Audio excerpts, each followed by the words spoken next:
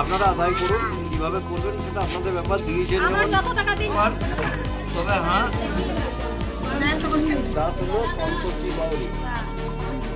পয়সা এরপরে কিন্তু পাবেন না, এরা আর আসবে না। ঘটনাক্রমে এগুলো হতেই থাকে। হয়েছে বলতে আমি 8 মাস কিস্তি চালিয়ে 50,000 লোন ছিল, আমি 8 মাস কিস্তি চালিয়ে দিয়েছি। স্যার বললে দিদি বড় লোন এসে নেবেন, আমি বললাম হ্যাঁ নেবো। তো বলছি দিদি তাহলে বাকি টাকাটা এই টাকাটা সুদ করে দেন। আমি ঠিক আছে, তো কবে দেবো? বলছি কালকেও দিতে পারেন বা আজকেও। আমি বললাম আজকে তো নেই, কালকে দেখবো।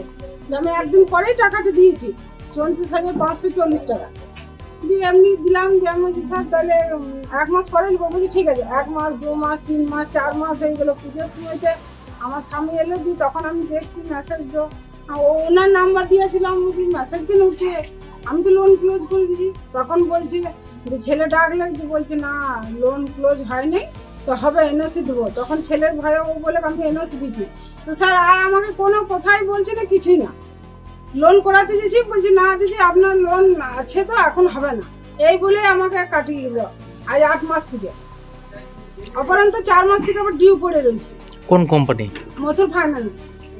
কি কারণে আপনি টাকা নিয়েছিলেন? আমি ব্যবসার জন্য, স্বামী রাজমিস্ত্রি পাটাকুটির জন্য, ছেলে ফলস নিয়ে কাজ করে ও কিছু জিনিসের জন্য। আজকে কি হয়েছিল? আজকে হয়েছিল, আজ কিস্তি ছিল। আজ 4 মাস থেকে ওরা কোনো সলভ করছে না। আজকে কিস্তি ডেট ছিল, আরও তো সব আছে, তাদের জন্য সব টাকা রেডি ছিল। আমরা আসুক ওদিকে আজ ধরে রাখবো বলে টাকা, তারপরে ওদিকে আজকে আমাদের ঠিক করাবো বলে ও টাকা দেবো। ওনারা তো কিছুই পাচ্ছে না এখন অবধি। লোনের জন্য আটকে রেখেছিলাম যে কি কোনো একটা সমাধান হোক আমাদের। কি হয়েছে? আপনি কত টাকা লোন নিয়েছিলেন? আমি 34,000 টাকা লোন নিয়েছিলাম, তো সব লোন আমি শোধ করে দিয়েছি। তাও ওরা বলছে যে আমি লোন আমরা পাবো টাকা আমার কাছ থেকে।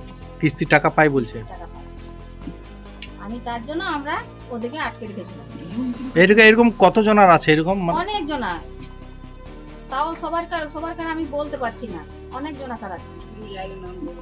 হ্যাঁ, কজনাকার নাম বলবো, এরকম অনেক জনাকারই হচ্ছে। আপনি কি কারণে টাকা নিয়েছিলেন? আমি এই ছেলেদের রং করে তাতে জিনিসপত্র কেনার জন্য আমি টাকা নিয়েছিলাম।